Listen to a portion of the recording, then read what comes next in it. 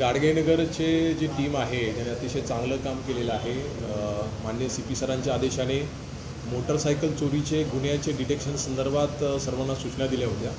त्या अनुषंगाने PI Girme, PI Mane, PSI Keoti आणि त्यांची संपूर्ण टीम यांनी काही चोरीच्या गुन्ह्याचा आढावा घेतला आणि याच्यामध्ये काही CCTV फुटेज आणि बाकी तांत्रिक तपास करून एका आरोपीचं नाव निष्पन्न झालं। त्याला ताब्यात घेतल्यानंतर त्याने 12 मोटरसायकलची रिकव्हरी दिलेली आहे।